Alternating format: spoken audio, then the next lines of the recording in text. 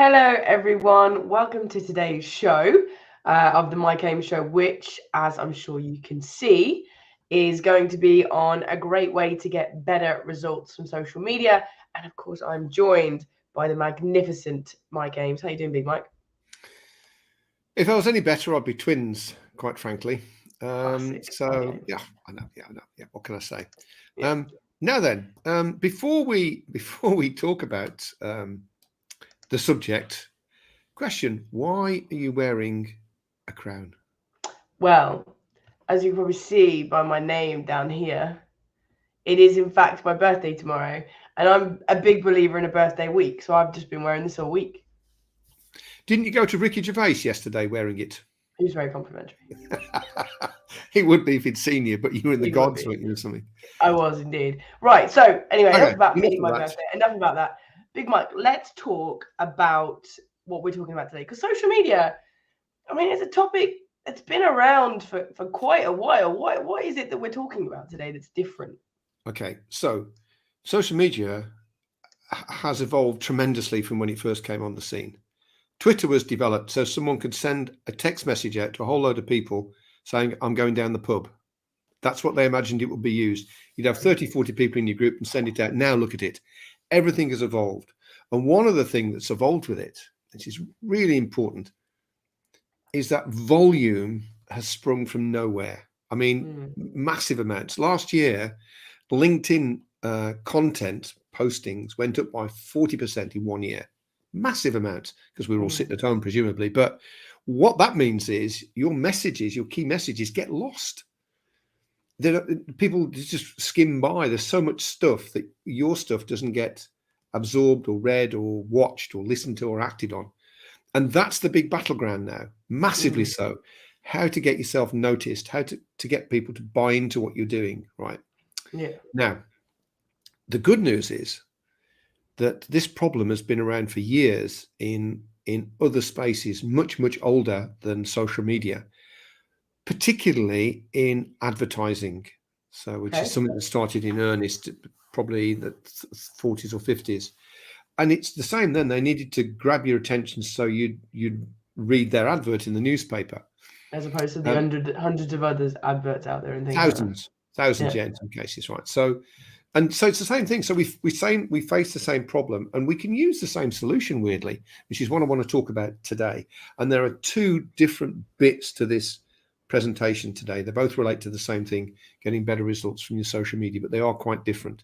Okay. So the first thing, I don't know whether any of you read the Mail on Sunday. Not so many, I'm guessing. Oh, I doubt it. Well, look, treat yourself just once. Go and buy it. I don't read it myself. I'm a Sunday Times fan, but Mrs Ames reads it. But the You magazine in there, it's a classic example. It's the epitome of what I'm about to talk about. It's written for women. So if you read it, most of the articles are around fashion and makeup and life stories, the kind of things that apparently appeal to women, or according to the editor at least. And then most of the adverts are for women, weirdly. So there are some non-female based editorial, and there are some general kind of adverts for, I don't know, garage extensions or something. But they figured it out because they want to bring in the kind of people that their advertisers want to sell to, and they're very specific about that. So they know the kind of content, that's what it is, that their readers that they're trying to attract, potential clients, want, and then they put the adverts on, which is like the promo. So we can do the same, except our platform isn't a newspaper that comes out every Sunday. Our platform is social media. Okay. Our content, so let me just put this up for you. Instead of writing editorial, we produce content, value content, stuff that people want to consume because it's useful or it's interesting or it's thought-provoking. That's what we write or produce. Okay. And then people read it, right? And then because of that, and I'll talk about this in a minute, how we do it, then they see the key messages. It's almost subliminal, is what you mean. It's sort of like they infer from your statement your key messages rather than you overtly saying them. Well, two things, really. Two things. We have a thing called the LinkedIn algorithmic bond. And for those people that don't know what that is, we think, we don't know for certain. No one really knows what it is. LinkedIn are very private about this bad boy. They are for obvious reasons, because people get around it otherwise. But the evidence would suggest that if you read a lot of posts from one person and interact quite often, LinkedIn thinks, well, they obviously like that content, so I'll show them more of it. It's called the algorithmic bond, which is why we put posts out there that aren't particularly about work or aren't particularly about anything really, other than the fact they're interesting, or there's a human element to it that people feel obliged to comment on, or you know, a promotion in a job often gets a lot of attention because it's a great thing. Doesn't mean anything really, well, except to the person who's been promoted, I suppose. And what that does is create the algorithmic bond, or that's what we think. And the evidence would suggest that's the case. So by producing content that people want to consume, the more of that you produce, when you produce a promo, some kind of promo post, which is about not necessarily sales, but it contains less value add. Yeah, less value add, more about your key messages, right? Then yes, that you are more likely to get that seen by your audience because of the algorithmic bond, right? So that's the first thing. The second thing you can do is this: you can embed your key messages into a value post. Okay, so I'm just gonna leap in like a little ferret. Are we going to discuss what those key messages are today? Well, kind of half and half, really. And I know we've got quite a few comments coming in. We'll have a look at those in a second. But first, right, so let me get rid of that there. These are the key messages. So it doesn't matter what business you're in. We spend a lot of time with recruiters, as you know, but we trade with other companies as well. These key messages apply to anything. They're the messages that a potential buyer is going to want to know the answers to, believe in when you tell them, before they're prepared to move forward with you, if that makes any sense. Now, I'm not going to go through these today because we want to put a lot of effort into them. They're very important that they're represented in a certain way, and how you use them, and that kind of thing. So what we're going to do, I think, is have next week, we're going to do the whole show on those key messages, if that's okay. Yeah. I just asked you if that was okay, Kirsten. You didn't answer me. I don't know what to say. I said yeah. I just said it under my breath. I was so enthralled by what you were saying and the attention that we're giving to this, and so excited for next week. I just lost my way. Yeah, okay. Yeah, it happens. It happens. Okay. All right. So we kind of understand what the key messages are. The basic things are essentially what we want our clients to know in order for them to work with us. So before we move on, a second big one, we have had some comments. A lot of them, mostly. Thank you, Karen. Mostly about me. It's wait, what about me? I don't. No one knows what newspaper. Never heard one. Whoever Raymond Jones is, come on, Raymond. Never heard of one. Thank you very much for my birthday wishes. Thank you very much. It's Libra. It's all about the Libra. It's all about balance. We have had some interesting messages from Nikki. Big Mike's embracing summer. Well, take your sunshine with you where you go. So it's summer for me all year round. Interesting. And then we've had just one comment on your Daily Mail recommendation. Fair enough, Karen. Yeah, I don't read the Daily Mail, just so as everyone knows. It's like a comic, I think. I'm a Times person because I just like it, really, and I like it to balance newspaper. But I only mention that in passing because sometimes Mrs Ames has, when we're on holiday, the Mail on Sunday. Fair enough. That's Mrs Ames's choice. She's a big fan of You magazine. That's what it is. I like You magazine. I like the articles that are in it. I don't know what that says about me, but it's just the example. I mean, you could probably choose anything, really, but it's really important. I want to drill down on this. Think of yourself as an editor when you think about social media. You've got to attract an audience. What is it that they're going to find useful, interesting, thought-provoking, and now amusing? We can add that fourth thing, because that's the thing that draws them in. And either whether you're going to put a subliminal message, it's lucky, isn't it? Yes. I try my best, Karen. What can I say? I'm not sure whether that was an intended or that was a pity laugh. What do you think? Who knows? Not weird, but carry on. Okay. All right. So, but you think of yourself as an editor and constantly trying to figure out what your audience likes, because that's what the editors of all the magazines do, not just the You magazine, obviously, because they know if they get the right articles, people will read it. And when they read it, they will see the adverts and they will buy them. The advertisers will like it and they'll come back and spend some more advertising dollars. That's all LinkedIn does with its algorithm. If that's the point of the LinkedIn algorithm. If your feed was full of stuff that was rubbish, you wouldn't look at it And if you didn't look at it, you wouldn't see the adverts. And if you didn't see the adverts, you wouldn't buy anything. And LinkedIn would be very unhappy. So they are the editors of the content that you see, if that makes sense. Okay. This is really important for you to get across. So what the practical thing is here, right, is that actually, no, I'll save that as my practical tip for the end. I've had one. I'm changing it. I'll put something else in, actually. Oh, good. I so love it when you do that. So yeah, you mentioned that obviously we're creating value content here. So that's stuff that isn't salesy, isn't self-promotional. You could have like subliminal messages around your key message and stuff, but it's all around the value, right? So, but you are allowed to post other things as well. Yeah, right? that's where we were, wasn't it? Right, when you asked about key messages, right? So, as I said, you can put any of those key messages, but particularly what you do, right? Because that's what I did. I might say, well, you know, I was just working on a big productization project for a client, you know, and I learned this, and then the thing that the bulk of the post is what I learned, which is a value. So no sales it, but I've also subliminally communicated that I do productization projects, right? You can also use it to proof of performance. You know, you can say, I've actually got a great example, which I won't go through now, but I met someone, an old client, and we just had lunch. And I asked him, you know, how's it gone since we finished work? And he told me this amazing results that they got. They trebled their profits, right? And what he'd done to do that, you know, obviously with the work that we'd done. He's going to put that on video for me, by the way.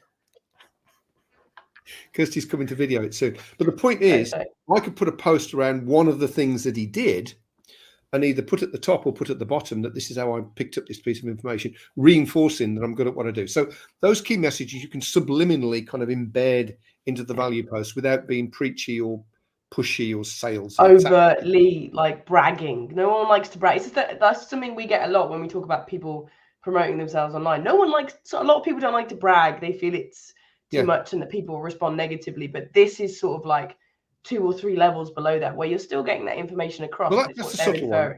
Let me just throw this out there, right? So these ratios are arbitrary. I don't do anywhere near 5 to 1. I'll do 10 value posts and 1 promo. So, but and recruiters do 1 to 1. Just a joke. It was a joke, guys. I know you don't. I know you don't. Never. You see some recruiters. You go on. I tell you what. Do this, right? Go onto your competitors or go into recruiters, particularly more than anything else. They do it all the time. You go on and you look at their feed, look at their posts, and it's all adverts, all of it. There's nothing that's drawing people in. It's advert, advert, advert.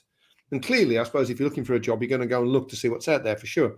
But if you're looking to attract people who aren't necessarily looking to move right now, just having a whole stream of adverts ain't going to do that for you. Yeah, right? Just think about that LinkedIn algorithm. If I'm ignoring it, because if you're posting stuff about jobs that have nothing to do with me as well, I'm going to ignore that. But if you're posting things about how to, you know, increase my productivity or how to help with procrastination, things like that, that most people are going to come up against, especially at work, then I'm more likely to interact with you later when like that happens. For sure. Absolutely right. Yeah. You kind of feed in the LinkedIn algorithm at the same time as actually kind of adding value to people, which is what it's all about, really. But this 5 to 1 thing, start with that and see how you do. So that's 5 value posts and 1 promo. And I probably stick to that ratio, but that 1 promo is almost always embedded. So I don't sort of, hey, I do this. You won't see me doing that very often at all. But I will write something which indicates one of those key messages that we're going to cover next week. So I do that. But ultimately, you choose their own ratio that works for you. So but the only thing that we tend to promo is webinars, and they're free value added content anyway. It's a little different, yeah. But in terms of the services that we do to make money, not so much, really. Not so much. Now, carousel posts are ideal for this, right? Yes. They're really cool. And they're also cool for the algorithm as well, by the way. So just for people who aren't aware of what a carousel post is, can you just briefly give us, I mean, I do have an example that I will post in the script, in the comments below, so that you can see an example of a carousel. For those of you watching live, Mike, can you just explain it to people? Okay. I expect you all know this. By the way, there's loads and loads. I think there's 20 different types of posts you can make. If people would like us to do a show on those posts, just put it into the comments, and if there's enough people, we'll do it. Put number 2 in the comments. Just put number 2 in the comments. Number 2, and we'll pick that up, right? So, but it's really interesting because if you vary your posts, you vary your material, you're much more likely to actually attract people. Anyway, carousel posts are basically where you put a multi-page PDF onto a post. right? So, and what that means is you can scroll through the pages. So there are rules attached to this. If I do a show on it, then I'll talk you through the rules because it's really important. But it increases dwell time, which is a big thing with the algorithm. People are staying on your post longer because they're paging through these different posts. And you can tell a little story. In fact, Kirsty, you post the one with the story on it, which is not a promo at all. It's just value. It's just content, right? Oh yeah, I know. End of the show, post that one on. And it's just a story. It just draws people in because it increases dwell time, basically, is what it did. But the point is, at the end of it, if you want, you put a call to action where it says, okay, well, look, if this, so I'm going to do one fairly soon on 360, the drawbacks of C360 recruiters. If you're in recruitment, you know what that means. If you're not, you won't. At the end of it will be a call to action. If you're interested in knowing the alternative, we've got this little free video, which we have. And I'm going to send people to that if they want to go to it. So that's a promo thing because it communicates what I do, basically. So that's one of the key messages, right? So, but this carousel post, very cool, So if you get some people, if you're not, we had a couple of twos, but even if you're watching this recorded, put a 2 in there and we'll. Yeah. I won't do it if no one's interested, but it's really interesting. There's loads of them you can do, and they all carry different responses. You choose. Most people have like 4 or 5 that they just settle in on, but it's nice to know all of them are. I'm happy to go through them all. Okay. Bit of variation. Yeah. Okay. So that's the first half of the presentation, pretty much the time. Second half is a bit more proactive. And so to summarize, the first half is about being an editor, producing great content, drawing people in, and then sticking your promos in there, either embedded or a post that people will look at because LinkedIn shows it to them. Okay. Which is great. But here at Flair, we like to be more we like to grab our sales. We like to be able to claw if you want it, right, go and get it. That's what we say around here. Now, that's the Flair motto, actually, weirdly. If you want it, go and get it. But so the other thing you can do is draw people towards your key messages. Okay. And you do that by drawing them towards your content. Okay, so key messages are either embedded or they come out as part of it. And you draw people towards the content. So you don't draw people towards the message necessarily. It's not promo. But the way in which you do that, there's 2 ways that you can do it. One is through WhatsApp broadcast groups. The other one is the old-fashioned email list, which, by the way, is making a comeback. So if you don't do email lists, then we need to talk about that. We need to talk about email lists, honestly, the power of them. So a broadcast group, don't know whether you're familiar. Big Mike, let's explain what a broadcast group is and who uses them. If anyone uses broadcast WhatsApp groups, please let us know in the comments. I'd like to see, actually, it'd be interesting. Do you know what it is, don't you, Kirst? I do know what it is. Essentially, you would have a WhatsApp group, but it's not like a conversation. It's not one of those WhatsApp groups that gets 500 messages a day and you have to mute. No, essentially what it is you would ask somebody if they wanted to be in this group so that they would get notified when you created a new piece of content. And then all you would do is post to the group, this is the new content with the link to it, and then they would go through. That's it. There's no real discussion that goes on. We've got a little LinkedIn group. If anybody wants to be in it, let me know. You can be in it if you want, where we look at each other's posts and we contribute and do all these different things, a little post thing that goes with it. But that's interactive. So someone posts, everyone sees it and they reply and everyone sees that, and that's fine. But you're right, Kirst, you look at it, there's like 30 entries. And well, I'm going to read all of those. You just scan to the bottom or don't bother. A broadcast group is just you put it out there, everyone sees it, but if they reply, only you see the reply. And they're really cool for this kind of thing. It's kind of like an email, really. You send a broadcast email out to 50 people. If someone replies, because it's gone out as a broadcast, not as a CC, if somebody replies all, they all see it, but it's gone out as a broadcast through MailChimp or something. If they reply, it just comes to you, only you see it, right? It's like that. A very powerful thing. So as an example, we did one of my clients. Now, hey, this is an embedded right now key message. Everybody listen. Is everyone ready? Can you all sit comfortably? Right, here we go. So I was working with a client who had a podcast and really didn't get many downloads at all. His thing was social media. He posted on there, hey, I've just done a podcast interview and so and so and so and so. Really wasn't growing at all. We produced a WhatsApp group where he contacted them. And that's the key thing with this. You need to invite people individually. And of course, they can leave if they want. And they need to accept. He was ringing people up, basically saying, look, this is what my podcast is on. do you want to be in this group? It's not like a traditional WhatsApp group. It's not me pinging every 10 minutes. But when I produce something, which is once a month usually, you'll get an indication of what it is. And if you like it, you click through and watch it. We trebled his downloads in 2 weeks. 3 times in 2 weeks. Just because he did that. Now, some people don't like WhatsApp. Right. I'm a big fan of WhatsApp. I like it. I get easily overwhelmed. Okay. Some people don't like WhatsApp, and that's fine, or they haven't got it, or whatever. But they do email. Pretty much everybody does email. So you can give people the choice, right? Say, well, okay, look, when I produce something of any use, can I stick you on my list? I'm not going to overwhelm it. It'll be once a month, and just if only if it's popular, whatever, send it to you. Most people, if they're interested in your content, will go in one or the other. If they're not, they won't. Right? Write better content is my advice on that. And if it's not good, they'll leave, and you'll recognize that your content isn't hitting the spot. But you've got to be careful because you don't want to waste that opportunity. It's very difficult to get someone back into it after they've left. Yeah, exactly. Back in the day, email lists were all the rage. They were all the go. We used to run one called the Bracer back in the day, and it was the Bracer. It was a similar concept. Is that you produce great content, put it in the email, and sent it out. And then every now and again, you sent an email out just saying, I'm doing this thing. And because they've read all the other emails, because it's content, value, basically, they would read the promo email and act upon it, right, if you wrote it properly.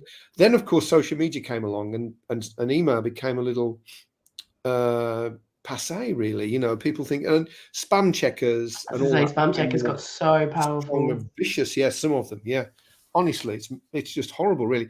We sometimes send out a broadcast email, and then the response to say that someone is away on holiday goes through to my spam file. How can that be? I sent it to them. I don't know, really. So it became not so popular, but it's coming back now. Again, we can do a whole show on this because, man, the things, it's different. It's not like it was in the old days, but it's so cool because basically what you're doing is saying, well, okay, if the content is good, this is what we produce. If you want it, great, here it is. If you don't, then fine, you can unsubscribe. But you've got to actively manage it, which is the big difference. Back in the day, you didn't need to do that. You do now. What you're looking for is a small, engaged list. Because you'll get so much more from that. It's quality, not quantity. Very much so. And you've got to make sure that your stuff gets through, which is Pete's done this paper. If anybody wants to see it, just let me know in the comments and I'll send it to you. Pete's done some research. Well, it wasn't him. It was another company that did the research. Pete just wrote it up. Everybody's got an online reputation, all of us. And it's what the ISPs have decided whether we're spammers or not, or how spammy we are. And the more spammy it thinks you are, the less likely your stuff is going to get through and into your inbox. It's going to go to clutch or it's going to go into junk, right? Well, Pete's written this paper, which is going to explain how your online reputation is decided and what you can do to influence it. It's a really interesting paper. Just put in the comments, I'll send it to you. Kirsty will send it to you, not me. Right, anyway, where was I? Right, so you need to proactively manage it, but you can use this then, the WhatsApp group and the email list, either if you want to send stuff out like a blog post that you've done, or as you said, Kirsty, as a promo for this kind of thing, an event, or maybe a promo for something, or just you just going somewhere. Is anyone going to be there? We could meet up or whatever. So nothing overtly kind of selly, really. But you can also use it and you can use it for content, obviously, but you can also use it for limited LinkedIn posts. Now, let me be very clear what I mean by that. If you're posting 3 times a week, say value posts 3 times a week, and I'm getting 3 emails from you telling me that you've done that, I'm going to be a bit pissy, really. Yes, I am. If I get an email from you once every couple of weeks because it's taken off, because the email is actually, that thing where they take off, suddenly the views go up and whoosh, then do you know what? I'm okay if you send me that, because loads of other people like me have shown an interest on that, and therefore I'm going for it. The other thing you can do, which we don't do, but you can do, depends on your subjects, you can have a number of different WhatsApp groups, not millions of them, but say 2 or 3, and they all relate to a type of content that you produce. So you say to people, I've got 3 lists, 3 different types of content. What would you like to be on? And they tell you, and you put them on that. So they only get the content that they're interested in. You can do that as well if you want to. Yeah. But you've got to think about it. You've got to think about it from your point of view. if you get annoyed about how often people who are, you know, wanting to send you stuff send it to you, your network is going to get equally as annoyed. So less is more. You know, value, quality, not quantity. Definitely, yeah. And again, I could talk for hours on email lists. I'll tell you one thing before we're finished now. Kirsty wants to do a wrap up and everything, I know, but I'll just tell you this. My accountants, they're very, very, very, very old fashioned accountants. I think they've been around since, yeah, they are good actually. About the 18th century, I would think. Probably not. But anyway, they've always sent out an email list that no one told them it wasn't fashionable. Because they never embraced social media. They just kept plugging away. And guess what? It's all come full circle again. So now they're leading the pack. I had one this morning from them. It's not very well done. It's a bit trad, really. I have to tell them. They don't really want to know, to be fair. They just do their thing. It clearly works for them. This wouldn't do it. But honestly, it's coming back. You should embrace it and think about how you're going to use it. But don't use it, if you did it in the past, don't use it like you used it before. You can't do that. It won't work. You've got to do it differently. Okay. All right, Mike. So as you said, we're coming to the end now. So I'm gonna round it up, and then I'm coming to you for the tips. Now you said you've got one, and you said you're pushing my rules, and you've got two, which is fine. But essentially, I'm just going to go with one. I want to make an impact with this. Okay, good. So what we spoke about today is that you want to produce social media content that encourages people to engage with you and to sort of almost subliminally or to infer what your key messages are. And that you can use that through the LinkedIn algorithmic bond, which you can sort of basically not really hack, but essentially the premise is that you give a lot of value where you subtly sort of give your key messages at the bottom. And then when you come to do something that's a little bit more promotional, whether that's a service or an event or something like that, because people have engaged with your value content, they will then be shown this sort of more promotional thing and be more likely to engage with you. Essentially, that brings you to the money, because with social media, it's the magazine concept. It's the magazine concept, right? They come for the content, but they see the other stuff. Yeah. So the premise is that social media is so often, you know, people say, "Oh, I don't do it because I don't know where the money comes from." That's where the money comes from. You close the loop at the end. Absolutely. You close the loop at the end. And if you're going to do that, you know, start with 5 value-added ones and 1 promotional one. Maybe adapt that depending on your response. But you can do that with lots of ways. And one great way of doing it is to draw people towards your content with either a WhatsApp broadcast group, not a normal group, a broadcast group, or email lists are coming around. And there's a couple of people who I think are interested in that, and a couple of people who are interested in the document that Pete created. So again, if you're interested in that document, I've seen the people of names who've done it already. Put 3 in the comments if this is post live, and I'll come back to you. And yeah, essentially, that's what we've gone for so far. It's that key message. So people are thinking, right, Mike, I want to get started with this. I want to start using social media in a better, more proactive and focused way. I like the word successful, Kirsty. Successful. Okay, successful way that they can tie it back to the money. What's the first step? Because there's a lot of steps I imagine they could take. What would you say is the first one? It's this one. Be your own editor. You know, imagine you're the editor of the U magazine. Sorry, Karen, pick another one. I don't know, whatever the Sunday Times magazine is, I don't know, but be the editor of your own stuff. Figure out what your community values. Interesting, useful, thought-provoking, amusing. It's okay to do amusing as long as you don't do it all the time. I mean, how many kittens falling over can you watch on? Quite a lot, actually. Don't underestimate fair enough, yeah. But when I say amusing, it can be personal. It's just something that relates to you, really, I guess. But find out what it is that resonates, because that's the thing that brings people in. And that's the thing when you publish it and it takes off, and the following week you can send an email saying, look, this really resonated, check it out, right? And see how it goes. So I think that's really important. I think it's something that makes a massive difference. Pete bangs on about it all the time. And he's got a load of stuff that he talks about and how you can do that, bless him. But however you do it, find that out, because then you'll produce content that people really want to engage with. And the rest is relatively easy after that.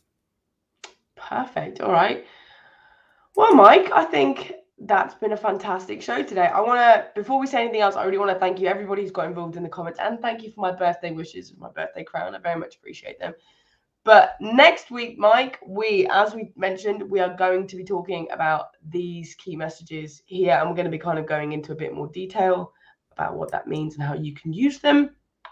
And Yeah, and thank you to you, Big Mike, for being so fantastic as per usual.